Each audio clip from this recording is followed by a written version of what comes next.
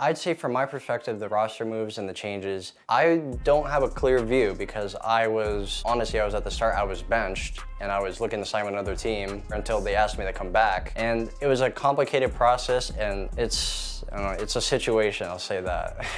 Lycan DM'd me and he asked if I had a second to talk. And since I was living at the Exet house currently and the SSG house is in the same neighborhood, so we didn't do any Discord call, anything like that. We just met halfway through in the street. And right there, he just told me that they were interested in picking me up. And then out of nowhere, like 3 days later, I think after they told me that I was on the team for sure, an opportunity appeared to them, which was Yeti. But yeah, after that, I mean, of course, I was pretty upset with the whole situation, you know. And then that's when Mirage hit me up. I was like, either I go to Mirage or play CL, or I just don't play anything, you know, for a stage. And that's when I decided to join. Dexter's just he's a young gunner. He's a goofy guy. He can kind of just run in and get kills and make stuff happen. And that kind of fits with the more aggressive meta that we're playing in now.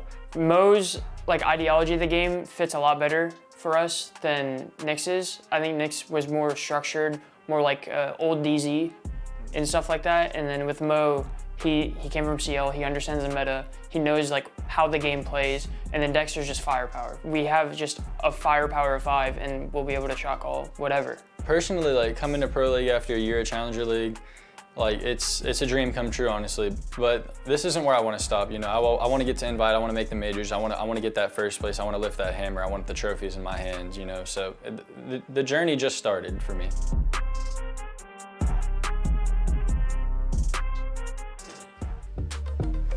Well, what would hopefully be a long journey has had a bit of a rough first step for Mirage. We still got a lot of stage left, a lot of opportunities for these new players to prove themselves and for Mirage to get a chance to reset, to get back on track, not take 10th this stage. We'll see if they can do it. I think the additions are good, but yesterday it was still a rough game, obviously. Yeah, I mean, it was a tough opponent, right? They're going against I'm going to say it again, the world champs TSM, even though they've been a little rockier. Starting to look a little bit more like it, though, you know? Doesn't really feel like it these days, but TSM are on the upswing, right? They've been looking pretty decent. So excited to see what Mirage can do against an opponent like Astralis, who also are kind of down right now. They're on a 4-game losing streak if you include the major.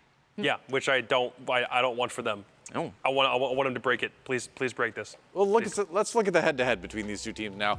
Obviously, Astralis lost yesterday to Dark Zero. That was a 6-8 loss, though. It did go to overtime. They played well. They just didn't quite have enough to get over the finish line.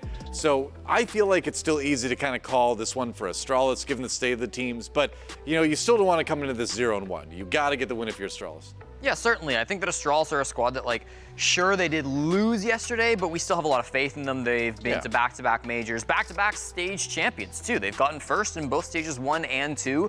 They would like to be able to repeat that. Of course, it was an extremely close stage last stage, but coming in from their last game, I feel like they had a lot of positives, a lot of negatives in that matchup. Some of their pushes looked really focused. They were really directed towards the site. They had a good kind of game plan for a lot of those attacks. But then sometimes Force would die with the kit far off a site and it would completely derail the attacking idea there. Sometimes on defense, they did a good job kind of recognizing when they had low info on the enemy team. They could swing stuff, and then sometimes they would overswing stuff, and they would really get punished for it. So I'm hoping we see some more of the positives from Astralis, a little bit less of the negatives, because this is a bounce-back game they really need. Primary difference being there were positives to talk about for Astralis. Yeah. For Mirage, the negatives were far more numerous to a point where you're kind of digging to find positive things to talk about. And as much as I call myself an optimistic person, there is sometimes a point where the realism needs to take over and you need to look at Mirage for the long list of things they need to fix that they are, which isn't to say that they won't be able to get out of that point at some point. But right now, that's mostly what I see is just the laundry list of thing after thing after thing that presents questions. And there were a lot of them that I had at the very end of their previous game that I hope certainly can get remedied, if not today, because it's a quick turnaround, next week for when they have 2 more games to go. I think part of it too is experience, right? You just need more experience on that main stage. Even if you've played, I mean, in Dexter's case, even if you played on stage already in an international tournament, it's still different being in the NAL, kind of settling into that groove of competition in the venue day to day, right? So they got to do that. And somebody's also got to help Mohesi out with his putting, because if you watch that video, it's not supposed to bounce like that. That's not a skill everyone possesses. It takes time. It takes time. Another thing that takes practice and honing. That's right. Let's talk about Mirage a little bit more in depth, and not about their golf skills. Let's talk about their Rainbow Six skills. And we know there are skills on this team, obviously, but something needs to happen to bring them out. Like, it still seems like a group of individuals instead of a team at this point. Yeah, certainly. I think when you're looking at things that might turn things around for Mirage, they played a lot of interesting operators, I would say, on attack in their game yesterday. They played a lot of Finka still. They were the only team, Kento, the only person who stuck with Finka for more than one round. Yeah. He accounted for 5 of the total 7 picks of Finka yesterday. Not really an op that most people have stuck with. They also ran a lot of Zofia, which meant that Dexter was kind of the only player on that team that was bringing nades. And I get it. It's hard to bring nades in the current meta, right? It's hard to fit in a Maverick. It's hard to fit in a Nook. She's usually banned. Maverick got his nades taken away. It's hard to fit in a Yana, I suppose, to some of these setups.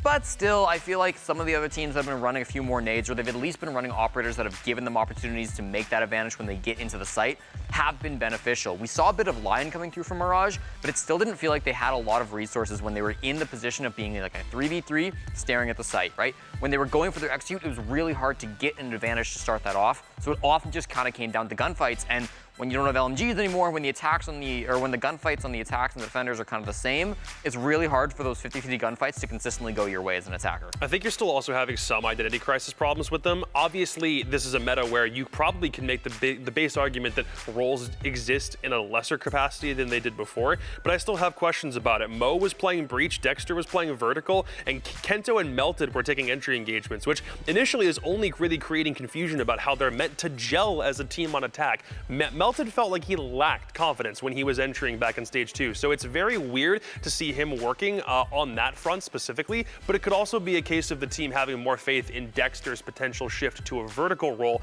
if Mo Hess wanted to shift more to support and they felt that he was better there. But it's like, if you make one move, then you make about 3 or 4 other ones on this squad, which creates that confusion, and it didn't manifest in anything more than 3 rounds against TSM yesterday, which is why this is still all one massive jumble that they themselves need to figure out, and we as viewers hopefully can get a clearer picture after this game.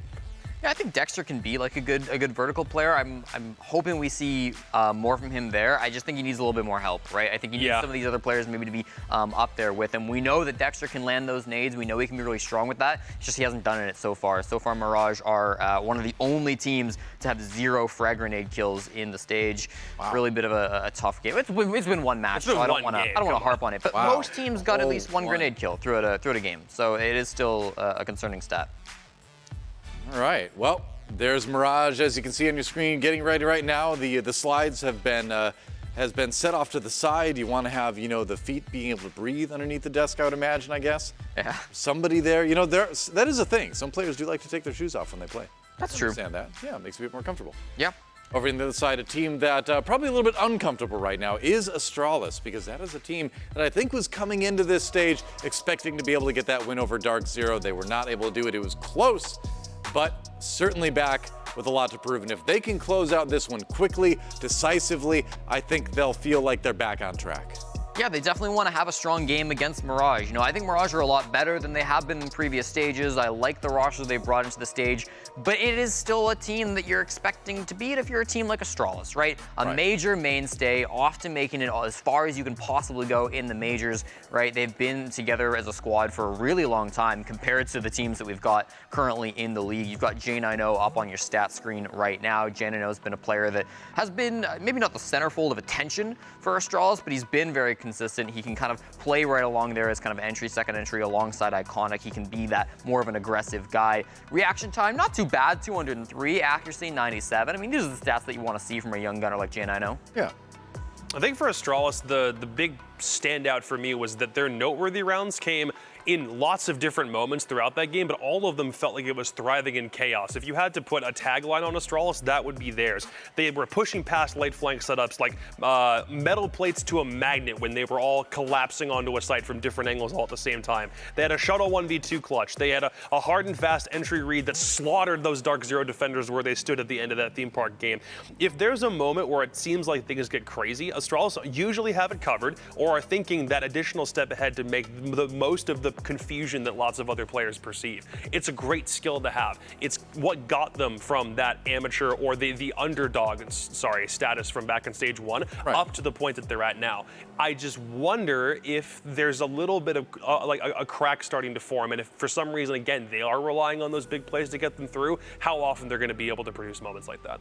Yeah, I think you go back to the major as well, and people were talking about, like, maybe they're just getting a little bit overconfident in themselves, right? Sometimes that can result in a little bit of a lack of grinding as well. That's something they talked about in their interview, was they maybe didn't put in the same amount of work that they should have been for that major. Now they're back in it. Now they're back to feeling 100%. The practices are going a little bit better. Obviously, we haven't seen that in the results yet, but it's only been one game, and they played a very tough opponent yesterday. So I'm excited to see how they do in this match.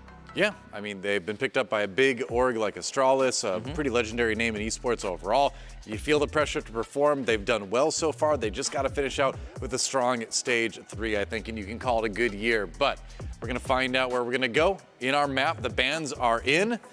And it's time to reveal where the game will be played. No skyscraper, no chalet to start things off. So I strongly suspect that for a phase like this, it's going to be a matter of both teams just getting the maps that they either don't really care for or don't want to play this stage out of the way first. And there isn't too much overlap in terms of the maps that they actually do themselves like, but for the most part, a lot of this stuff is textbook. It's interesting to see a Mirage ban border, considering that's one that they just typically never ban. It's always banned against them. Not to say that they're great on it because they haven't played it very often, but it's one of those things that they just don't want Astralis to have to worry about closer to the very end of a stage. Astralis have never liked Cafe. As far as Villa goes for Mirage, they've tried it a couple of times this year. It's never really worked out for them. A 25% win rate on Villa, so they'll take it straight out. And then we know Clubhouse, again, seems to be the kind of thing that Astralis have tried that one time, that Dark Zero game. We're going to keep saying it. They were woefully underprepared for it. It's basically been a permaban for them. So now we get down to these last 3. These are the ones that both teams should be willing to go for instead. And they are Oregon, Bank, and Theme. There's no shot we get an Oregon here. It's a map that Mirage do not like, and Astralis will play every day of the week they get the chance to. Bank would be interesting. Mirage didn't play all of stage 2, but it's going to be banned out by Astralis instead. Perhaps something we'll see from Mirage another day.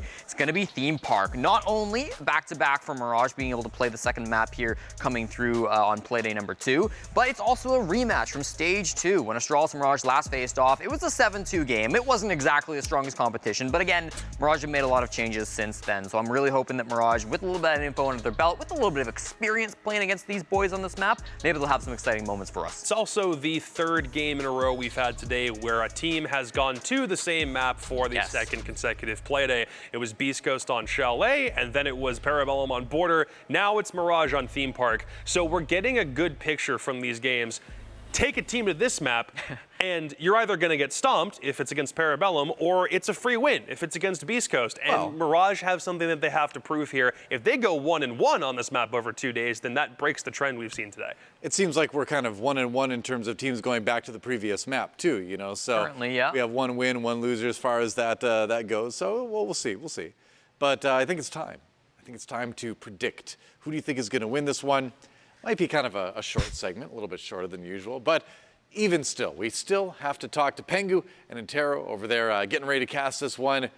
Do you think Mirage has a shot here? Do you think it's just going to be Astralis getting a little bit of vengeance for what happened to them yesterday against DZ? I think Mirage has a shot, yeah. I was impressed with Mirage yesterday. Like I said during some of the matches earlier today, and like I said yesterday too, even though they didn't win, Mirage to me looks very much improved. If it wasn't for Parabellum, then I would probably say they are probably the... Sorry? What are you doing? I was pointing out that I was number 1 on the guessing board. Oh. That's all. Sorry. Very good. Congrats. I think that Mirage has obviously improved a ton. These 2 Canadian orgs in both Parabellum and Mirage have made some really significant strides. I don't think it's enough for Mirage today against Astralis. I think Astralis is going to end up winning. Yeah, I'm in a similar boat. I think I want to see Mirage get more rounds on the board, maybe do a little bit better. I don't think they're going to win the matchup outright, so AST is where I'm at. All right, 2-4 Astralis. We'll check back with the two of you in a moment when the game begins. But I kind of am in agreement there. I mean, Mirage certainly looking better in stage 3 than they have in the previous 2 stages. So you're just kind of looking for that improvement, right? And so, you know, do we think there's a chance that improvement could include an upset win over Astralis today? I think there's a chance. Yeah, I think Mirage, I mean, how much they're a new team. Enough to pick them? Nope. No, I'm going to go Astralis still. I don't think Astralis looked poor enough in the last game. I think there's still a lot of positives from Astralis in their match against Dark Zero, even if there were some upsides for Mirage as well. I thought Benji Mula did actually quite well yesterday, so there are some silver linings for sure for Mirage from that game, but Astralis, I think, overall had more positives in their matches that we've seen so far. They're also just a lot more established. You know, they've got that history behind them. They should be the favorites for this game, so I'm going to take them. Yes. Get my prediction out of the gutter. Much as I like the rookies that are on this Mirage squad, you gotta earn that chance. You have to kind of earn my respect back, I think, a little bit after the history that they've had of being dead last in the league both times. It's nothing really against either of the new guys that they have brought in, but I still have questions about their formula. I don't really know where they sit in the overall, like, overarching sphere of the NAL so far, except at the very bottom, until they do something to prove that entire idea wrong. So today's not that day, even if Astralis looked a little bit weaker than I would have liked to see them yesterday, it's still gonna be their win. More needs to be seen, and we also need to see what the coin is going to pick. Everyone's Astralis so far. Let's find out what the coin is. Heads, it's going to be Mirage. Tails, it's going to be Astralis. That one was smooth. That was nice. And it is Tails. The coin predicts Astralis as well. It predicted Mirage yesterday, got a little bit burned there, so yeah. I guess it decided to change things up for day 2. Who knows? Let's look at the fan vote. The fan vote says Astralis. There you go. Everything going to Astralis. It was an 87% win, it seems like. And, you know, it's not hard to expect. No shade towards Mirage, but results are results. Yeah. They got to prove it before they're going to get, I think, more people predicting them. But we'll see. We'll see. Anything can happen. We've seen some pretty crazy upsets in NAL over the course of the year. And just ask Beast Coast. Sometimes Mirage can surprise you, right? Oh, no. I don't want to say I'm excited for the time where they finally play this season, but I'm very excited for Beast Coast Mirage. We'll have a lot to talk about that then. Let's look at the community poll and see what the question is to think about. Which team will get more clutches? Ooh. Mirage or Astralis? Now, clutches doesn't necessarily mean win. So Mirage could certainly still clutch out more than No, there's Astralis. a very good chance that Mirage actually win this poll. Maybe it's a case where if Mirage win rounds, it's off of clutches as opposed to more concrete rounds overall, right? Like last game, Mirage had 0 clutches and Astralis had 2. So if you're stats inclined, maybe you can consider that when you're voting this poll. All right, a lot to think about. And a short break before we get into the map, but do not go anywhere. Astralis versus Mirage. We'll see who takes it right after this. Bendo with the switch again. Boy deliver like he happening. Core with digits, give him estimates. Somersaults for my Benjamins. I got what you need, baby. Skirt the Chevy, make a scene, baby. LABB been the team, baby. Bim Papa, word the G, baby. Look, labs till I'm finished. Had a handful of lemons through the hand. Got a bag, now the hands in the business. For my hand, it's a ticket. Talking Mazda for the biggest. That's a comma and a comma and a comma. Gotta get it. I've been playing with the minutes that they been shoulda gave. And I'm flipping every digit that they been shoulda paid. Had to find a way to get it. Know the season what you made. If I ever wanna dip, then I'm brink with the blade. And I'm brinking a blink on the brink of some dumb shit. Watch how I move, cause I know the brink's coming. Watch for the blues, cause I know that they dumping. Nothing in my view, so it's hush on discussion. Hush on discussions, you know what you need to. I keep it in the fam to let you know that I don't need you. Y'all cats be see-through, head not for peace. You been king, I'm regal, got it in my Abisu. Came through tripping Aquafina, I'm sipping 15, kept a weapon on me. Flow make digits, I'm on my business. Stack chicken like what it's gon' be. Crew in the cut, hey, you want us red run when I tell a peace. Love is love. Love is love. Hold up with it, got my back on Pippin. I'm back in kitchens with the tray. Windows tinted like how black my skin is. Scoop the shorty in it from a J. Swish, she got vision just like any women giving me the kitten. Way before the riches, nothing more to mention. I could light a block of powder or a glisten. Boring on my body, that's a goal.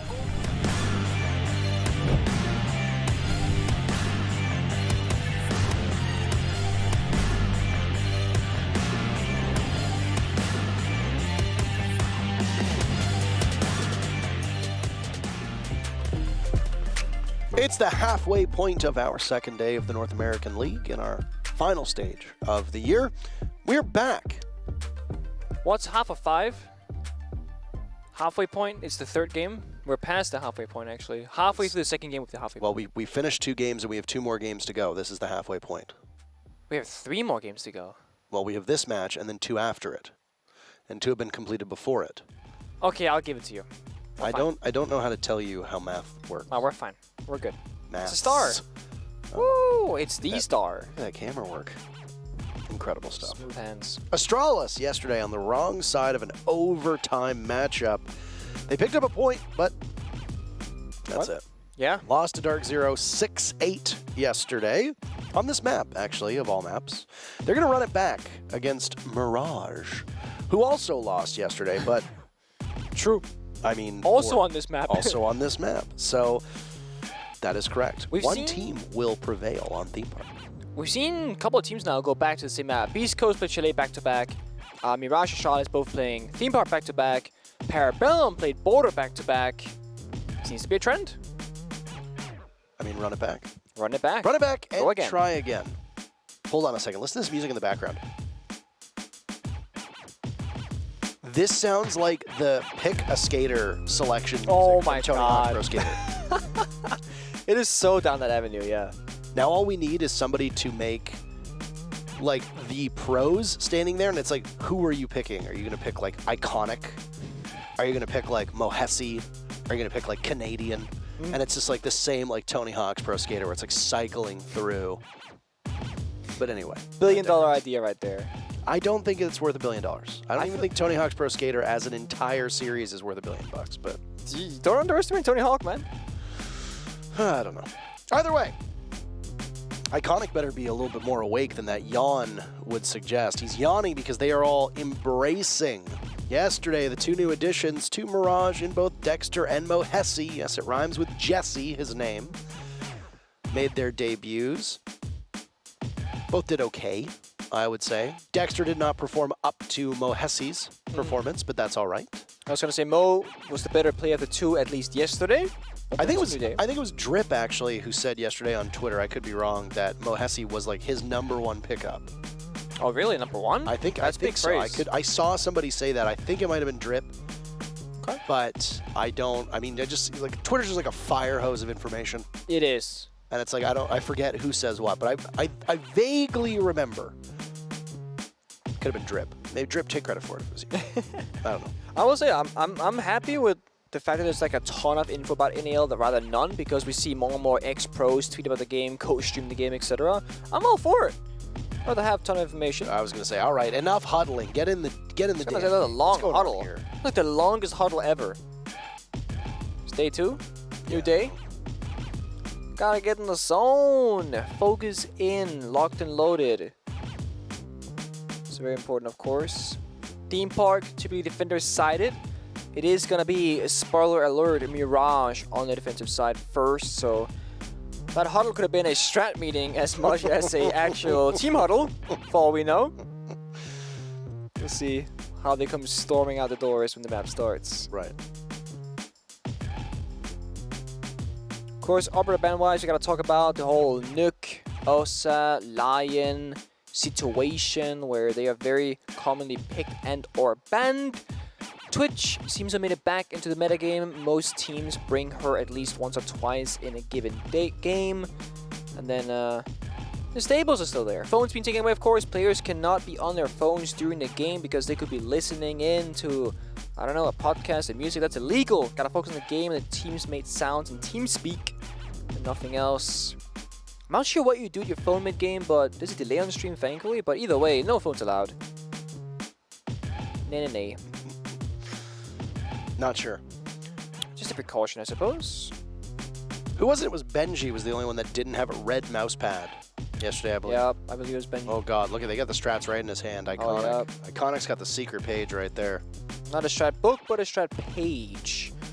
I guess they feel very confident about their chances here. I was gonna say, yeah, the one-pager. Honestly, I mean, back in my day, Shaz would give us each like a whole book. Yep. With our name on it. I was like, Shaz, this is like too much. And he's like, no, this is just about enough. I'm like, okay. And it's like, okay, gotta go to border. Okay, now we gotta go to the right bomb side. And you gotta go through like 20 pages. You know, that sounds like TMI, but Okay. one man's too much information is another man's JEI. Just enough. Yeah. Information. So we go to Theme Park. Let's get things underway. Our third match of the day. And why, yes, it is indeed a map that we saw yesterday. All of the maps that we've seen so far today were played at least once yesterday. there's at least good diversity because we have not had a repeat map so far today. After seeing Nook get banned in match number 1, not get banned in that Border Palooza that we just had. Now, she's right back to the ban pile, and Lion will join as well. The same 2 operators banned out on the Beast Coast TSM match to start off today. Will Azami and Mira follow? No, Valkyrie will break that. So the same operators from our very first matchup today banned out. I would not be surprised to see Lion bans become more common. You and I discussed this earlier on. And Azami bans are also pretty common. So 3 very strong operators. Lion, I guess you could say, is also a strong operator, but he doesn't seem to be as influential a lot of rounds as, say, Valkyrie, Azami, and Nook. Yeah. Maybe that'll change now that we don't see LMGs anymore, we don't really see Finka anymore. There's been more variance in the attacking meta. That there has. You just have more freedom. You spoke about what, like, you can bring IQ God, now. you said that where Americans love that. So what? Freedom. God. You love that word. Freedom, though, is in the menu for sure, because flexibility is now more available. I mean, we see Moan on the Bandit.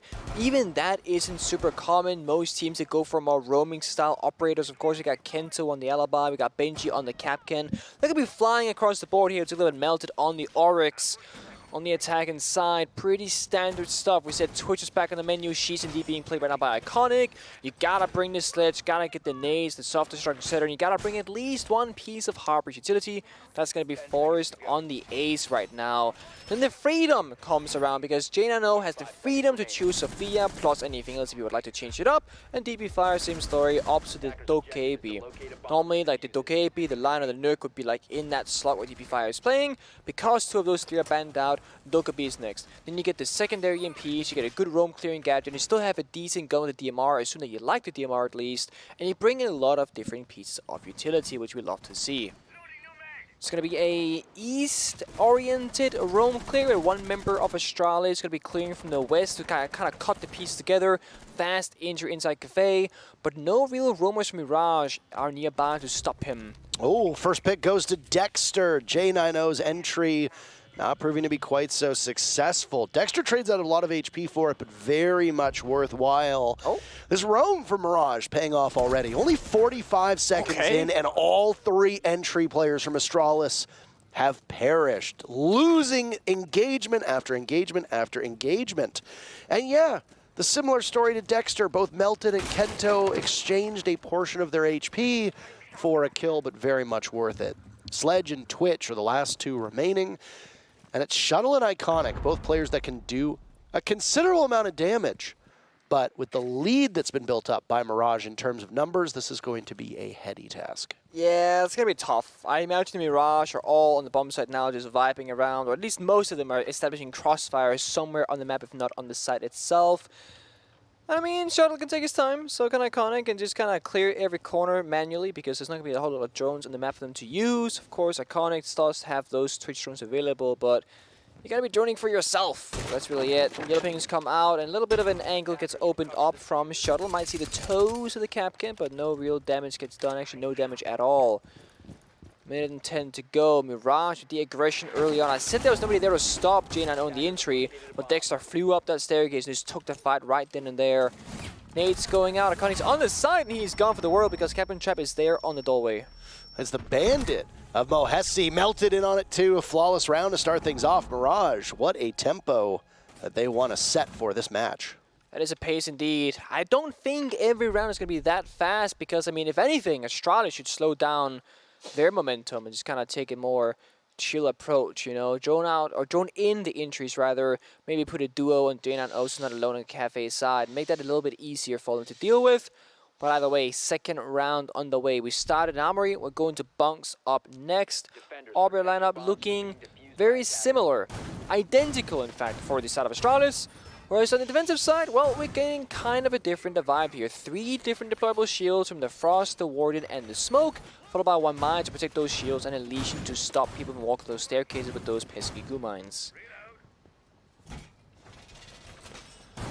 Well, operator repick very much available, but not being used by Astralis. Almost a team ace. Benji was the only one who was unable to secure a kill. Melted stole that one. But that's okay. No honor among thieves, I suppose. Final seconds, we do see some repicks coming in. J9O off of the Zofia onto Flores, Iconic onto Osa. Osa getting brought out here again. More EMPs, and you see DP Fire going onto smoke grenades instead, because we don't really need 4 EMPs necessarily on this side. Also, there's no real wall deny being brought out from Mirage. No mute to force the EMPs, no Mo on Bandit to stop the walls from being opened up. In fact, they are playing it more extended out. They're playing one room over, as you can tell, with a deployable shield covering the rotate and the rotation into the bomb site behind them. So we don't need the wall deny in this case. Astralis got to fight tooth and nail for every single inch of the map, because the moment they drop security hatch or walk in towards security, they'll be fighting members of Mirage. Mo, aggressive as well in Cash Bathroom. Here's a drone. Waits it out, goes to the swing, no one is there. It's always a min-max game right now of when do I play aggressive, when do I play passive, because if you die early, that's not good. A risky peek, but he gets out alive. Risky peaks being the story of most of the games so far today. We've seen engagements go often unnecessarily. There's the very first pick on a DP Fire. Mirage yet again. Oh. Defanging this entry that we see from the attackers. Iconic is next one up. They'll be able to set up the Talon Shield, but a nice shot by Dexter will pick apart Forest. And an impact now as well will down Iconic. What is going on here? Yeah. Astralis are so sloppy on this entry, and Mirage are perfect to answer them. Sloppy was the word I was going to use because, yeah, Iconic got double impacted from full HP to injured, and the member behind him of DP Fire also took a fair bit of damage as well. Very sloppy indeed, and Astralis, they've kind of lost their claws here. They're not even shooting back at this moment. I mean, their one shot goes out, but no kill to confirm. Diffuser down on the ground, and it's Shuttle and J9O against 5 members for the second round in a row. The first was flawless. Can the second one be that as well? We'll have to wait and see. Which air drones being used for information might get the shield. 2 nades for Shuttle as well, and Dexter can now peel back or stay around as he does typically. Oh, so little damage being done to Mirage in this particular point. Dexter still holding it down, and Nade will sail on over, but he engages J9O the wrong way. Both players from Astralis taking damage. Still upright, though. Numbers so soundly favoring Mirage into a 4v2. Diffuser's been juggled. It was Shuttle who held onto it, but it's J9O's time to cover. He's got more HP. There's a smoke on the board. Mohesi has one of those toxic canisters left. It's just been thrown out. And now he is just all firepower on yellow stairs, where Shuttle will make his attempt. And there goes a grenade caught by a magnet, maybe bait them out. Shuttle continues to walk upwards, looks the wrong way, shotgun in hand, and it's J9O to do nothing. Frankly, it's the SMG-11 in the hands of Smoke that claim that kill, and Mirage is up 2-0. That they are, convincingly so as well, because, well, Astralis are losing every single gunfight until a 2v5 situation occurs, and they win a single one. That's the end of that. Of course, a theme park defense is a very strong position to be in, but it shouldn't be this strong, and I think Colin agrees, because a tactical timeout has been called by the coach of Astralis, who needs to get his troops under, well, under the right peace of mind right now, because it seems to be a mental issue from Astralis, either not making the right decisions or just making at least the wrong ones. Similar that we saw to Xset now.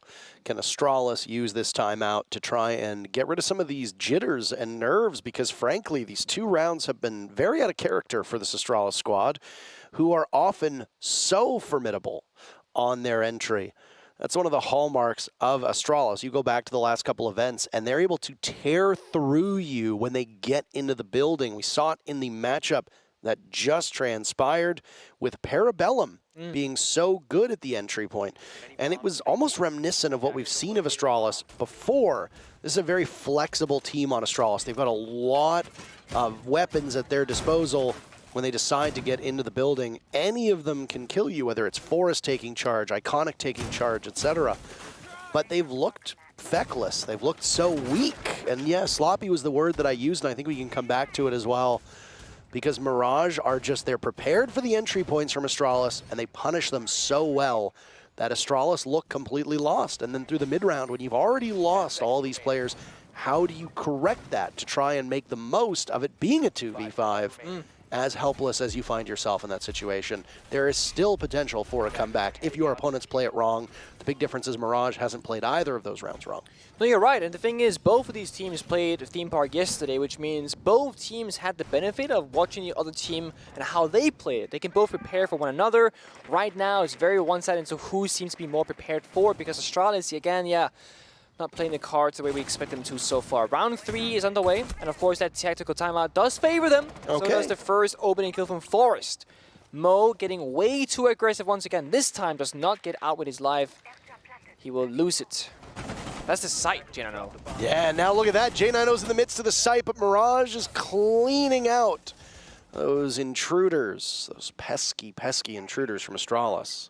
45 seconds left, and Candela primed and ready. J9O will follow it up, but they've scattered. Mirage cannot be found, and J9O is fighting shadows in the midst of the bomb site. So we'll give time for the Mirage players to get back in to try and help. But you need some supporting cast. J9O cannot do this all by himself. Iconic takes down Dexter. Numbers are now even again. Iconic also holds onto the diffuser and will start to get it planted while they watch. J9O sees the Jaeger for a second.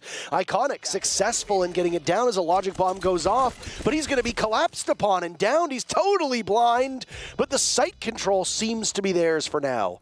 It's upstairs where they need to look. Let's shuttle in the position above. Can it be found? The Jaeger tries to come back. Iconic easily handles that one. The two remaining players from Mirage, all on top of the case, but Iconic is the king for a reason, and he's proving to everybody why he's the one that has the crown. Melted in a 1v2, still winnable, very low HP. He'll attempt to bait them out. Iconic creeping up, but he doesn't hear it at all. Astralis take their time out and bounce back. They get the first pick, they get the diffuser down, they clean through the site, and they also get their first round. That was one of the most awkward rounds of Rainbow Six Siege I've seen in a long time, because J9O was on the bomb side for a literal minute where nothing really happened. He throws out on Cadella, Dexter runs away. He throws another one, Dexter runs to the other corner. It was iconic when he arrived at the bomb side, got the wallbang initial opening onto Dexter, then got 3 kills after that. Snap right there, beautiful, into the pistol kill in the 1v2 with his other member ready for the trade if anything needed to be done there for the post-plant situation. Job well done for Astralis, but it's again Mo kind of giving them that opening by swinging unnecessarily on what, sure, not the strongest bomb set itself off lab, but you're just taking this massive gamble against an Astralis who just called the tactical timer, who might be prepared for these kind of shenanigans to happen, and that they were. Attacker repicks happening right now from the side of Astralis as they have found the bomb set of Armory. They're gonna go through the motions here. What do they think they need? Well, they need better guns, more destruction, and more roam clear right now, so that appears to be. As the Ying is gone, and so is the Zero. These are more passive or execution-based or information-based operators. They need something else. Dugabi, Sophia, and Ace will be instead. And Mirage, exact same setup as the first round where we saw this bomb site. Well, that was more of the formidable entry that we talked about from Astralis that we've seen before that has been absent from those first 2 rounds. And yeah, I think confusing is correct. The Ying was unpunished for so long that they seemed to know that the Ying was in there, and J9O was just allowed to exist. It was.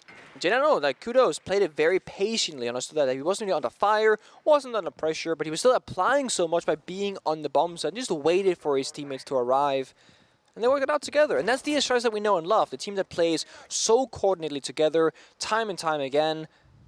DB Fire has the right idea, but no drop happens in the hatch. I don't know if that initial drone actually missed the timing? Oh no, the alibi. What? You gotta capitalize off of this. Mohesi wins it. DP Fire's a little bit too slow. They're around Dragon. This is what I was talking about, the alibi of Kento. He had a good idea that somebody's up there. The hatch is open. It's a safe bet that there's someone playing inside a cache. But I think the drone might have actually missed. There's stuns going in. Kento here is primed and ready, but he's going to get swung from the window. Yep, it does indeed look like missed drone work. Kento's pushed from 2 separate angles. There's another there. He doesn't expect that half of Astralis are still sitting out on that cache balk. And J9O gets the final kill that is needed to secure that part of the map. Astralis still trail in numbers. Half of the round has been gone. And they're still doing some discovery work right now. Yeah, I mean, he got the kill he wanted for Kento, that is. He got the 1-for-1 trade, but now because he's dead, his phone has dropped on the ground. That can then be picked up and hacked by Doke AP, which has now been done. The thing is, there's no real information on the board. No cameras on the side of the defenders, no Echo, no Valkyrie, no Maestro, no the bulletproof cameras either, so just defaults will be hacked here. Melted still roaming around the top floor, looking for more. Dexter instead of finds the side of Shuttle, but Forrest shoots it right back. Astralis again, good team playing coordination. Oh, and it goes from bad to worse for Mirage as now they've evened things out on Astralis' side. Forrest and J90 have time to go onto that discovery. Forrest will relocate as J90 goes onto drone to try and help the planter get the diffuser into the bomb site. These pesky corners down below on this thrown bomb site do require a good amount of guesswork if you don't have a drone, because there's so many angles where you look left and they're right, or the other way around. So pick your poison. There is still time to drone it out. There was that drone on the field. J90 still has both of his available, but they don't have a whole host of time. Only 10 seconds left. Soft destruction, hard destruction in spades. Mohesi watching. There's the drop, but Benji gets out-dueled by J90. Mohesi will need to clutch, but Forrest is the savior. And Astralis take 2 rounds of their own to tie the game. Captain Trap almost did what it had to do there with the injury, but it wasn't enough. Mo was sprinting, could not shoot back, and it's Astralis who finds the second round, tying things up, as you said. And it's almost looking a bit shaky now for Mirage because they're getting the advantages and throwing them away, not really consolidating towards the bomb side, sticking around and taking fights constantly. And would you believe it? After Astralis took their timeout after forfeiting 2 rounds, it's now Mirage's time to call a timeout too. So both of these timeouts burned in the first 4 rounds of the match. That is astonishing in its speed. We don't usually see it happen quite that fast. No, we don't. Mirage will have 2 more rounds on defense before swapping sides. And will the timeout be focused on defense? Will it be focused on moving forward? Do they see something? Maybe the confidence from Mirage is slowly peeling away. Do keep in mind that their coach, Christian, standing behind them, he can hear their comms. Yeah. If there's frustration setting in, we are not privy to that. If he feels like the team is getting snippy with each other or a bit too aggressive with each other, he can call that timeout just to cool them down and give his perspective and maybe talk them back into the game. There are lots of times where it seems like teams will take a timeout to simply settle down their mental. Not always necessarily from a strategic standpoint. Yeah, you'll see the odd timeout where immediately the next lineup is just absolute chaos. That's exactly what happened in the XSET matchup against Parabellum, where XSET called their timeout and then brought, what was it? It was like Monty, Lion, Capitao, Ying, and Glaz, I believe, were the 5 ops that they rolled out last match. This time, nothing looks that weird from either of these lineups. These are pretty standard operators that we would see on Theme Park. Could just be simply settling down nerves. I certainly think if I'm the coach of Mirage right now watching this, I would say, guys, we're getting the advantage, we're getting the lead, and we're throwing it away, right? We can lash out in the beginning, sure, but once we get to a stable position, let's fall back, play the trade game, play the bomb side, because when you're playing Armory Throne, as they just were, you can sit 4 guys in a corner each, you're vibing, but instead they were 3-man roaming with only 2 guys on the bomb side itself. Either way, both tech timeouts are done and dusted. DP5 with his nice drone there to gain information that Dexter was indeed spawn peeking. It's a good trade. 1 drone for 1 life is something that you definitely want to do. You can swing it all the way with your life or your head. You swing with a drone instead. That way you can keep yourself up on the ground. Shuttle missing the hatch. We've seen a couple of sledges today missing doors and hatches and whatnot. Sometimes with the hatch it can be intentional to bait out a C4 in case they were to try and do it. But either way, hatch got opened up with the second swing this time around. Well, getting good information from it at least. This is a similar spot that we saw Mohesi playing off of at the top of those yellow stairs with smoke. You can waste a lot of time and deprive the attackers of very valuable map control with those toxic canisters, but also you can cover at a very close range with that shotgun and do extraordinary amounts of damage while having your back to that office initiation bomb site that typically is in play. Unfortunately for the Wamai, it looks like they will lose the deployable shield by Cafe, and there's already a smoke that's been tossed in. Logic bombs go out, and this could be the entry point for Astralis to get into the building. It certainly doesn't seem like it. Mohesi's been picked off, though, so the action might not be happening in front of our very eyes, but there's still some gunfire being exchanged, and Shuttle's taking control of Arcade Stairs. The kills are coming in fast and furious. I was a little bit behind the ball. Astralis trails in the fight. 3v2 featuring Mirage on top. Impacts will go in sailing over top of Forest. They know he's in there. He has no choice but to dive out. That leaves Iconic inside a cafe. This rack corner, it's Melted, but Iconic drops just as Melted goes to aim. Unfortunate timing. That will not help Mirage at all. All that action sets us up with 1 minute to go. 2 players alive on both sides. Yeah, both need to take a breather right now and figure out what the next approach is, because 2v2 is anyone's game right now. Attackers gotta gain information and defenders gotta figure out where to play at. This shield top arcade is a stronghold for them. It can't quite get cleared out. Forest has 1 Selma charge left. It's the only piece of utility they can use. Dexter and Benji are playing across the bomb site from each other, whereas Iconic and Forest, they gotta try and play together, try and find that 2v1 if possible. We're into the site. We can plan if we want to, but the cover, it's hard. Well, there's the Selma to go off. Iconic takes a bit of damage from it before he repositions.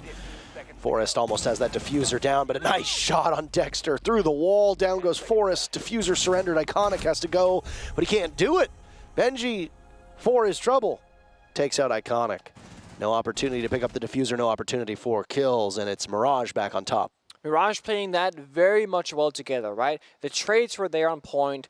They were moving on the map nicely. They weren't over-aggressively swinging, with the exception of Mo, who has just been playing like that throughout the entire game today so far. And it looks like the technical timeout might have been around playing more consolidated and playing more together, because that's what we saw just then and there. And good news, Mirage. Your final defending round is going to be on what a lot of people would argue is the strongest bombs on this map of Armory and Throne. And I would argue that, well, the first round was a flawless, so that was successful. But the last time they played it, on round number 4, it was that 4 versus 2, where Astralis, they came back and they clutched the round. Where for Mirage, if they had played it a little bit differently, they likely would have found success. A 4-2 side is the ideal scenario for the defending team on Theme Park. That's Mirage right now. A 3-3 would not be the end of the world, but Astralis, given how slow of a start they had, they definitely will take that and be very happy with that, seeing as they're on the attack.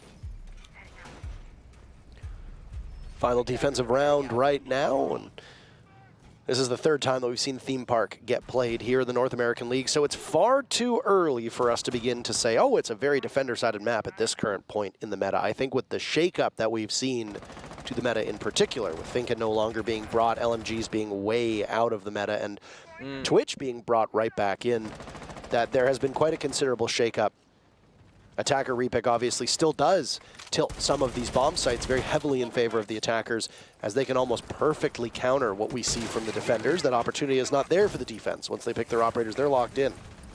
Attacker's not the same case. That's so unfair. Oh my goodness. Whine about fairness. Yeah.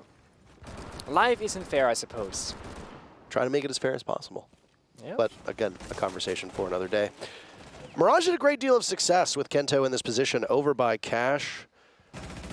Large part because Astralis did not check their corners. And again, my suspicion during that last time that we saw this was that Astralis actually did not drone out Mirage in that spot. And it certainly seemed like that was the case, given the fact that Kento got what was essentially a very free pick on a vault in from Astralis.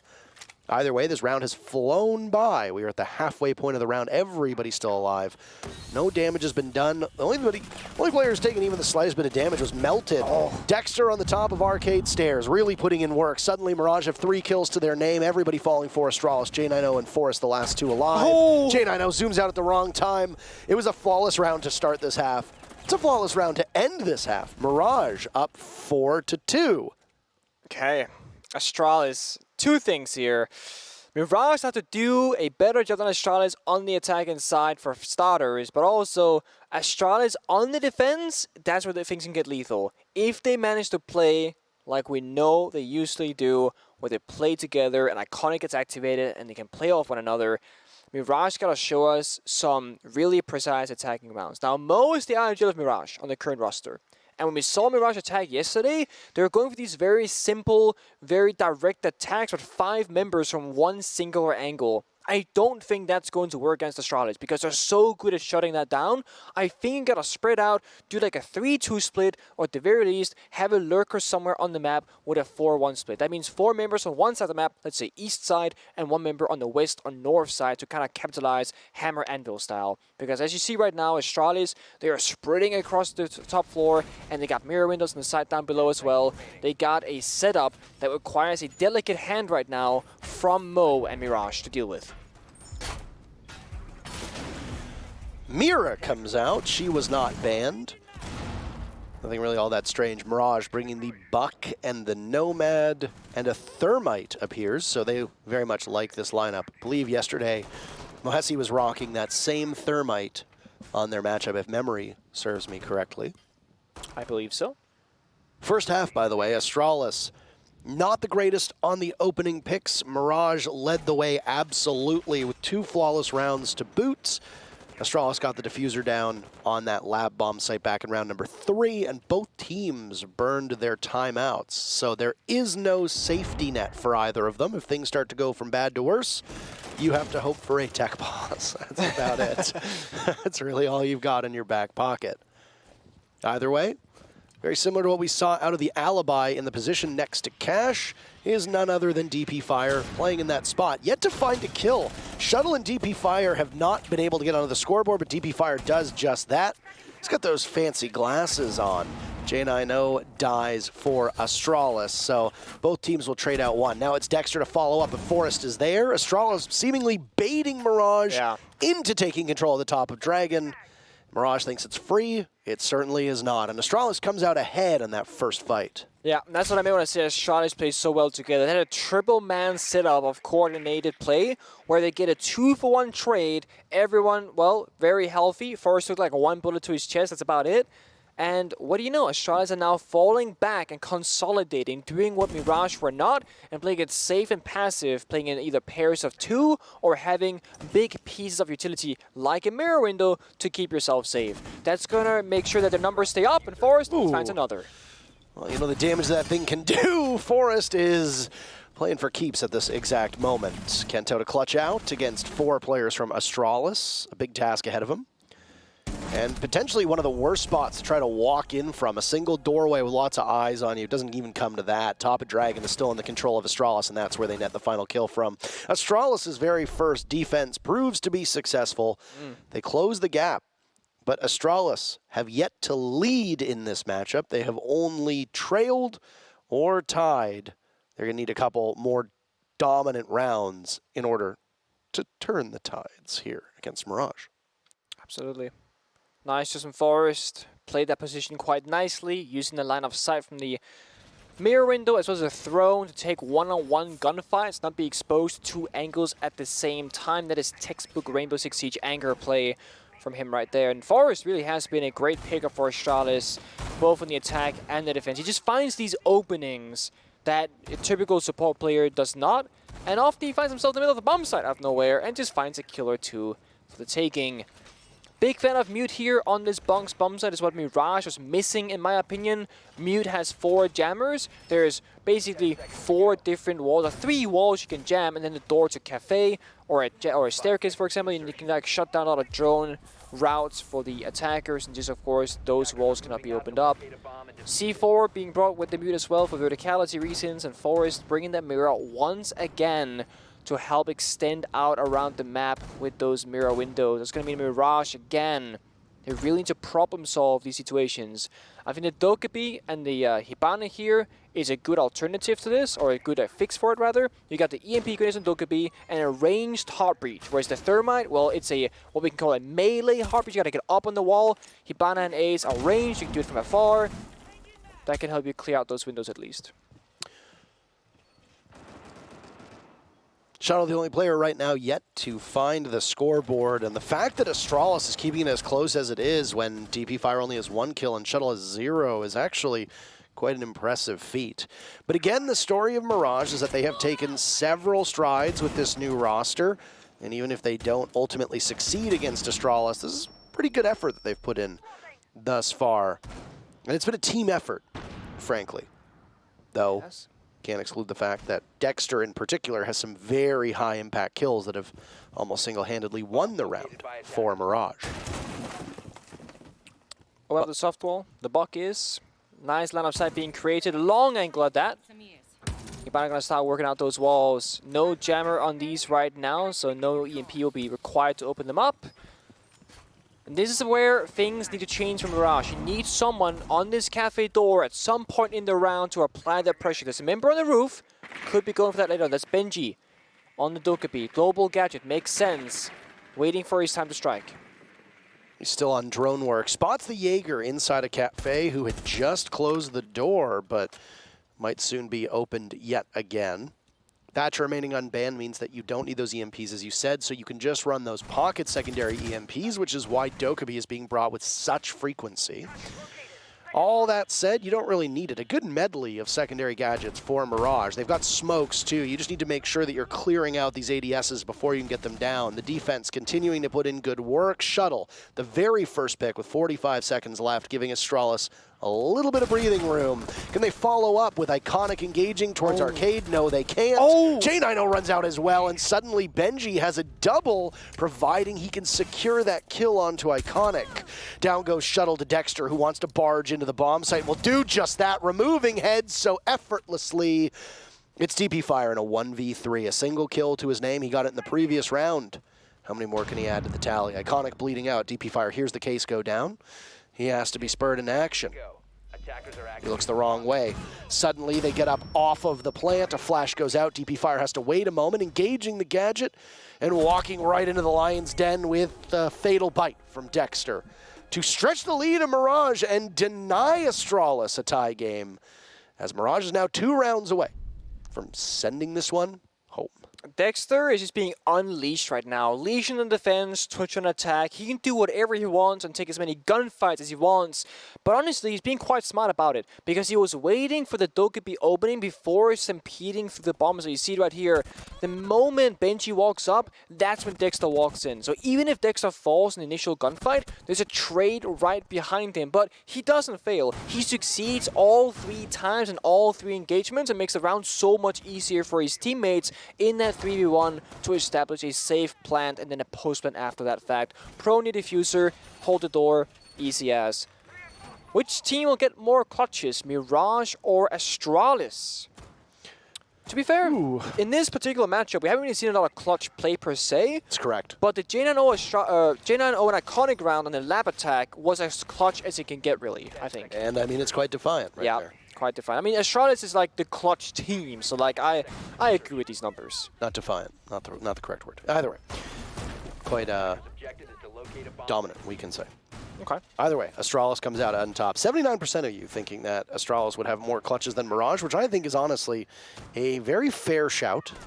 I don't think there's anything wrong with that based on historical precedent, but this is a very different Mirage roster than we've seen before, and we will continue to harp on that as it remains relevant. And right now it is particularly relevant, as Astralis had struggles in Berlin. They were very open about it. They certainly did not look like the team that finished second at the Charlotte Major, dramatically underperforming a lot of expectations that the community and experts had thrust upon them, maybe somewhat unfairly. And now Astralis is having some serious issues as well, handling Mirage, a team that has finished towards the bottom, if not the bottom of the NAL for these past 2 stages. This team has injected new blood into their lineup, and the confidence that we see from Mirage, quite good. DP Fire engaged, and, well, Kento goes down to J9O. Astralis gets yet another opening pick. What can they do with it? Can they push it to the limit and secure a round to keep this closer? Does Mirage move to match point? That's the question. Mo works the wall angle here right now to throw. That is not the bomb set, of course. It's a lap situation instead, but this wall is in their path towards the bomb set. We get a double drone action there. Both stopped at the exact same time now up on drones. How convenient. Synergy at its finest. Drones going out. It is clear indeed. So Mo will take the ground for him and his choosing, because you need to start working those angles. 1 minute 20 to go, and they gotta work 5 members of Astralis with multiple crossfires, verticality, and of course the bomb set itself. This is gonna be very difficult, unless Mirage finds a flurry of kills somewhere in the next 20 seconds. Letting some of those phones ring from Shuttle holding above, who, by the way, has found 2 kills of his own to get onto the board. We do not have a kill-less player inside of the server. Cause for celebration. Final minute in round number 9. Mirage want this match point. They haven't had a lot of match points in their career as a team. So to be able to get there and to do so against a team that has been so highly ranked in North America would be a massive achievement, especially for such a young roster. Shuttle just narrowly missing out on a silhouette, by the way, as he plays from above. Don't know if he can capitalize off of that or not. Melted taking some damage. Now it's Dexter's turn as well. Mirage getting rebuffed by this full lineup of Astralis, and now it looks like they're going to be cut down to size as Astralis nets 2 more kills to grow the advantage that they already had. Mohesi, Benji, can they accomplish anything together? 1 kill from Mohesi on a DP fire, but that's all she wrote. Now it's Benji to clutch out. A vault on in, gives his position away, engaging the ward, and that's a kill onto Iconic, but he has very limited information and must retrieve the diffuser. A nice kill, but it could end up being impactless. Suddenly, Benji's got all the kills, and it's Shuttle to try and stop, but he'll have no problem making it there in time. Goodness. Oh my God. On the edge of your seat, it seemed like the impossible was about to unfold, but the impossible was the improbable, and ultimately did not come to pass. Astralis takes the round, and they're 1 away from tying it up. That is an absolutely wild 4K or 3K on that with the DMR as well. I guess this was 3K because Mo got this kill right here. We'll see it. This right here. Boom. Easy 1-tap. Boom. Easy 1-tap to the chest. Plan goes down with a second left. Was there more time on the clock there? Would have loved to see what Benji could have done had he had more options than to just stick the plan. But either way, it's a clutch to the defender. Shuttle with the SMG-11 suppressed weapon. Finds the final kill. Astralis, they're just 1 round behind Mirage. Gonna go upstairs now instead to the opposing bomb site to the east. That's going to be the office bomb site instead. This bomb site sees the least amount of play across most regions on Theme Park. It plays similar as to the west upstairs bomb site like bunks. You extend over to the opposite direction as you see on your screen right here. You try and hold cafe a little bit, try and hold top arcade. So it's pretty much like a mirrored but reversed bomb site of bunks. The only downside is that the cafe side is easier to hold upon than the cash side of things as the defending team. So that's typically why this bomb site doesn't get picked as often. So Mirage, they have a choice to make. East or west, which one is best? Seems to be a split take right now with 3 members on one and 2 on the other. Security and cash will be a focus for at least 2 players from this Mirage squad if we are seeing the meta way of attacking this bomb site. Then you usually want to put one over towards arcade. The other 2 can just basically fluctuate depending on what they see out of this defense. And that's the discovery phase and what they can gain from the drones that will come on in. There's no mute on the board, so they don't have to worry too much about their drones being jammed, and no Mozzie as well. So outside of just simply shooting it, Mirage shouldn't have too much of a problem. They've got 8 of their 10 drones still available, and actually have a very good read on the Warden of DP Fire, but they don't count on the extra player over towards security. Selmas gets snagged by the magnet, but another should go onto the wall, opening up some of initiation. DP Fire still holding this position, but he has to watch for the drop inside of security while also watching the window for a vault in. So bad for him. He is under a lot of pressure right now. Staircase, 3 angles to worry about. Stun comes out. Good luck, DP Fire. You need it. But Shuttle still gets the first kill. Astralis have every single opening duel in their favor since moving to defense. Mirage storms the gate. They get rid of DP Fire, remove him from the position that he was in, and we're back to a 4v4. Diffuser will need to be picked back up. Don't know exactly who from Mirage is going to be the one to walk it into the bomb site, but a lot of hard destruction's already been done to give sightlines and stop Astralis from playing in these secure spots around the bomb chassis. Yeah, they have. They got a minute to go. One more Sunlight Chest and pocket of a Mo. They might have gotten what they wanted, but I'm not sure that's what they needed right now. I mean, they got Smokiness and Benji as well as those Oster Shields, and that has to be the force they need to get into this bomb site, because getting past the bathroom doorway you know, that's in the crossfires that get started right now. J9 or involved is crucial in this position. And he hasn't gone spotted, but yes, he does. Mohesi has the bead on him. 1 kill for him, another looking lined up. It's Benji holding on to that diffuser. Still quite a ways away from being able to walk in and get it down. Mohesi finished off by an impact, tossed out by Shuttle. Things are so messy at this moment. Iconic botches a smoke. The second one will connect, doing a bit of chip damage to Dexter. Benji attempts a plant, falls off. Astralis boxed out of this bomb site, but still doing some serious damage. Down goes Dexter. The scramble from above. Benji doesn't have good information as to where they are. Finds one. A second for Benji. He's had some moments of brilliance. Both he and Melton now to try and find Iconic. Waste time. That's all you got to do. But Iconic is there. Ice in his veins. But again, the clutch just falls short. Benji gets it at the last moment, and Mirage moved to match point. That's going to feel bad for Iconic. He had the perfect read on the position of both members of Mirage, but could not land that final shot he needed. And I'm sure someone in chat's going to say, oh, he was 1 HP. Without the suppressor, he gets that kill. And I'm sorry to break it to you. Suppressors have been buffed. They no longer reduce the damage that you output with your weapon. That right there was just a very close 1 versus 1, where Benji got away with a single HP, basically. One more bullet should have finished the deal. But one more, well, it's close, but it's not close enough. Benji wins the round for his team. You see right here, 0.5 seconds left when the planet went down. And Benji actually had a fair bit of health left. It seems like Iconic might have missed more shots than I thought. But either way, match point for Mirage, 6-4. And Astralis, they go downstairs to Armory, where they were victorious the last time they defended this bomb site. My. What a thrilling round that was for Mirage. And thrilling match, I mean, to be honest. Go back to last stage, and you would think, okay, this should be a walk in the park for Astralis. Absolutely. Pretty easy. With the way that they played, with the way that Mirage played, go back to stage 1, same thinking applies here, but variances in the way teams play maps, variances in the operators that come in, changes to certain operators, and most importantly, roster swaps can make a whole host of difference. A team can just pick up one player and it can elevate them from towards the bottom of the standings all the way up to the top. Mirage seemingly quite comfortable. You have 3 players that have broken double digits. Yep. That's almost a single kill a round for Dexter, Melted, and Benji, which, as you and I have talked about before, is very challenging to do. Absolutely, it is. Having 3 people break double digits on a 6-4 scoreline is not super common in this case. And I mean, Kento is on 5 and Mohesi is on 5 as well. They're not that far behind. Everyone's really putting in the work. Neither of these players are in the basement. 5 and 7 is not a great scoreline, but it's not terrible. And 5 and 6 on your IGL and main support is also a pretty good scoreline to have. Certainly. So this Mirage team seems to be quite well balanced, and there's been a lot of doubt thrown the way of Benji and how he's stuck around on this roster, despite the fact that he has trailed some of his teammates in terms of stats. But I gotta say, Benji is making this a statement match and has had some very good opportunities. Now Dexter's gonna get jumped on from 2 separate angles. Can they come to his rescue? He gets it down and is secure. No way. They're tossing all these impacts, but he's dancing around them. Good God, Dexter, what the hell is that? And it's a 4v2 for Mirage, half of the round to go.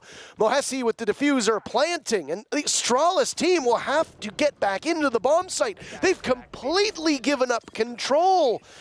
What can they accomplish? They're boxed out of their own site at the moment. The diffuser working against them. And Astralis might have just lost the plot on this match, unless they can pull off some heroics. And we've seen it before from Astralis, but there's too much work to be done, and Dexter makes it even more challenging for them. Shuttle a single kill onto Dexter. That's the raid boss of the round, but Mirage has so many more tools at their disposal, and they win it outright. 7-4, a massive victory for the North. I guess PB taking the dub last match. I did not expect this to happen. I said if the Mirage can get one more round than yesterday, success was on the table for them. But a full-on victory against Astralis on Theme Park, that is a surprise. Well done. Dexter, hat off, really showed up today, whereas yesterday he was a bit more quiet. I mean, it takes some time. You've got your very first matchup. But my. Parabellum get the victory, Mirage get the victory. What a glorious day for Canada. And therefore, of course, the world. Both Canadian organizations taking a W, despite, as far as I'm aware, I don't think either of them have any active Canadians. I can't remember if Melted is Canadian. I always forget. I'm sure I could look it up, but I'm pumped. Yeah. We mostly all got it wrong. Yeah. We are wrong. We did get it wrong completely. Astralis pick up 1 point for the week. That's it. And I mean, there are no freebies anymore. Nope. There are no freebies here in the North American League. You have to scrap for every single point you can get. The good news for Astralis is that while you might not make the fall major, you've all but secured your spot for the 6 Invitational because of how you placed in both stages and at the Charlotte Major. So if you're looking long-term, the big event that everybody competes for with SI points on the line, every single stage, Astralis have pretty much already punched their ticket. Yeah. The likelihood of them making it it's just so tiny, you can't even see it. Mirage, though, doing quite well. They obviously showed improvements over yesterday, and they pick up a big 3 points today. That's it for our third matchup of the day. We still got 2 more to go, and we know you want to get to them, so we'll toss to a break, and we'll come back. Don't go anywhere. Bye.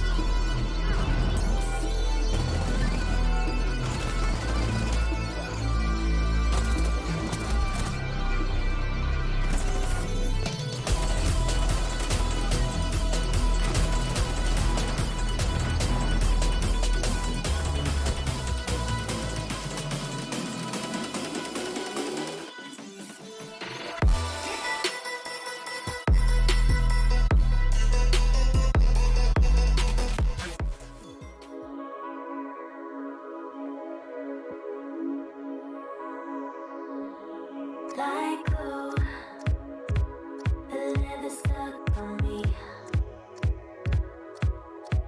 I wanna move.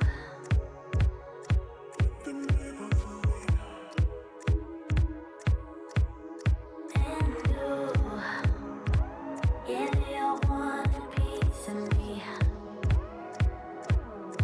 Everyone in the crowd wanna feel it, they wanna be me.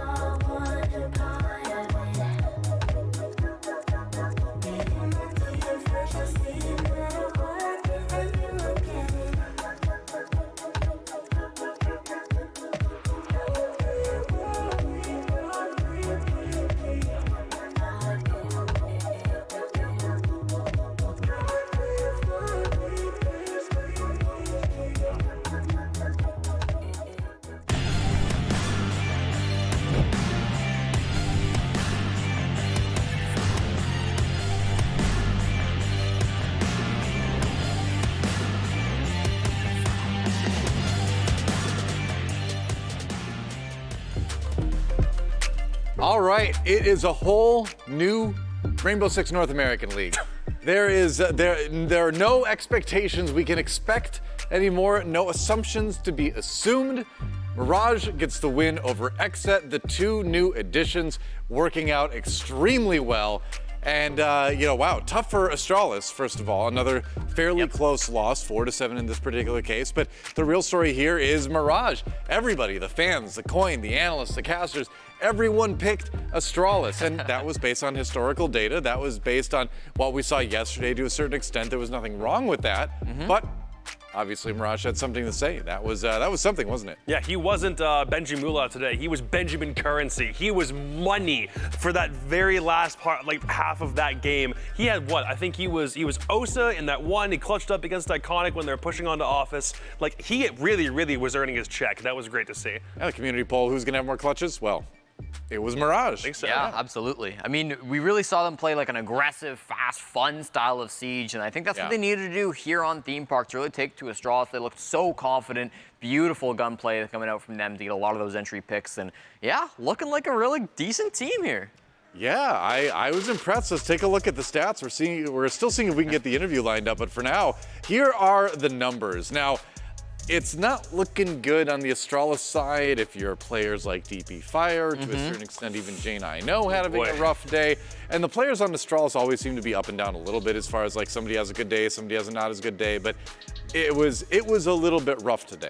Yeah, 3 opening picks from DP Fire just to start this map in the first half. He sharpened up a little bit more when they moved over to defense, but on attack was really struggling against the aggression that was being brought out by Mirage. So he didn't get to participate in a lot of those earlier rounds. You also saw struggles coming in, clearing their own game from players like JNNO and Shuttle, who really did, not have the best of time clearing these roamers out of their offsite positions. Maybe we could have seen some more nades coming in. Maybe we could have seen some more utility, maybe some better pinching plays. But ultimately, when a player like Dexter is on their team playing so aggressively, so confidently, swinging you and willing to take so many of those fights, it's very difficult to get your footing underneath you, right?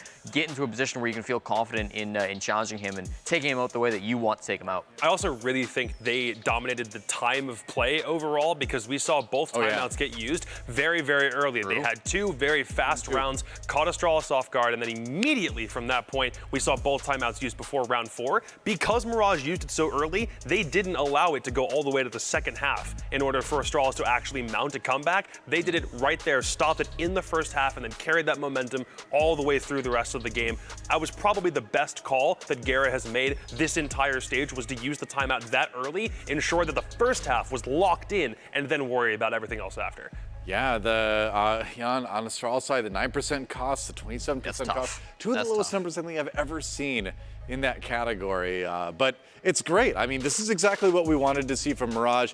This is awesome that we have like a league that's truly, I think, competitive at all levels. Now the question is, can Beast Coast jump up? Can they elevate, right? Because Mirage has had this big win now. Can Beast Coast get there too? If they can, this could even be a closer, with Ferda, it's in there. That's the kind of asterisk with that. But, if they can, then this could be an even closer stage than stage 2 even. Yeah, I think it absolutely could get to that point. We still have many more days to go, but this is a great sign for Mirage. I love to see it. It's nice that we're seeing the moves pay off too, right? Like these young players that have come onto this team. We've talked about Dexter Lapa Mohesi, I thought as well, had a pretty solid game here today playing on Theme Park. So it's nice to see these roster moves really injecting some life into this team. Absolutely. So I think we've got some replays to look at in a moment here. We might have to forego the interview, depending on some technical things here. But either way, we're going to talk about round 3 first. So this was one that was more of a positive for Astralis, and there certainly were some positives to take away for the team. This was an attack that was a bit unorthodox. Yeah, this is an interesting round. This is one where Jane I Know got so deep into sight with so much time left to go. He's on the Ying here, and we see Iconic coming in through the bathroom to try to help him out and get this kit down right. This is a round that we really didn't see, I think, Mirage respond to very well. They were playing aggressively up on this top floor. They wanted to hold these roaming positions, and I wish we could have seen maybe them come back to site a little bit sooner to try to help out. It still was like kind of one of those rounds where where Astralis were able to avoid that kind of aggressive play style that we saw working so well for Mirage, and I think that's a big reason why they were able to have success in this round.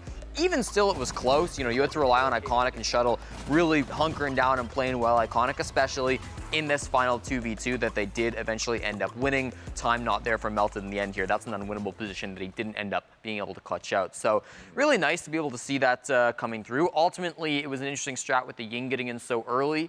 And so maybe it says something as well that that was the type of round that was actually leading to a win for Astralis, whereas the regular rounds didn't seem to work out their way. If only because it feels like Astralis can probably take advantage if they know people aren't on site, if they know that there's a clear path in. They feel like the kind of team that can really like slipstream their way to a point where that was allowing J9 to stay alive in site for so long. Then Iconic comes in, helps with the rest of it, gets a 4K, ensures plan actually stays covered. They also had an air jab on bathroom door to make sure no one could actually come back in, which was a pretty free kill. So overall, that's a nice round for Astralis, but it's taking advantage of one little thing that Mirage weren't doing well in that game, which, to be fair, they didn't do that very often this game. Yeah, I mean, we talked about the aggressive play style. We taled about the kind of change up in strategy that seemed to kind of throw Astralis. It felt like it fit the meta better. That was the overall take. Yeah. Well, that's the idea, right? When you bring in players like Dexter, right? When you bring in these gunners, and it's working out, right? We're gonna take a look at round number 10 because this is another good example of that. Because you've got your strategy that you come in with, but every once in a while you just need to be clutch. You just need to come up with the individual plays that win the round for your team, and this is a great example. Benji Mula in a situation that makes it very tough. I like that initial kill from Shuttle. It goes through the drone hole. Really sick, actually, to be able to stop Mohesi after he'd gotten in and made some impact. But at this point, it is a 3v3, entire site covered in smokes, and just watch what Benji can end up doing with his teammates falling around him. Of course, he is going to be the player trying to get in with the defuse kit, knows where one is. His intel here is so good to be able to find out these players. They do kind of stack up in the way they're taking that gunfight. It's unfortunate the trade didn't come through, but Iconic, the last one alive, very close. Not quite hitting the shots he needs to, though. Great from Benji Mula. It's just the RPM of the box SMG against the RPM of the PDW. There's not really much of a discrepancy between the two of them. It's just whichever one has the higher rate of fire is probably going to win a fight like that. They both peeked around the bomb chassis at the exact same time. Iconic had positioning. He had the 2 kills prior. It probably should have been, by all rights, an Iconic round because they were stacked. 4 Astralis players, 4 Mirage players, waiting for them to clash. Felt like he had the superior position on the very top of the staircase. It was forcing Benji to plant. Benji just wins that because on this day, Benji's just better. I mean, I think, too, you also got to know your opponent in the 1v1, right? Are they going to go for the head? Are they going to go for the body shots, too? You saw him take the crouch, right? Which, if someone's got a good body shot on you, you're moving your head right into the crosshairs. That's the danger. But if you're, going up against someone like Iconic, I feel like in my, Rainbow Six naivety, he seems to be the kind of guy that likes to go for the headshots in those situations. You duck under that once in a while, you get a couple extra bullets in, you win the 1v1. That's an assumption made on a very split second that I saw there. But I played a lot of FPS in my day. I feel like you do see that in other games too. You can bring to Rainbow Six. But fair. I digress. Either way, a great shot for Benji to end that round, and a great thing to help them punch their ticket to their first win of the stage. You know what? We're not done yet here at Rainbow Six NAL today. 3 games down, 2 more to go. It's going to be Dark Zero versus Sonics when we come back. It's going to be another great one, so don't miss it. See you in a few.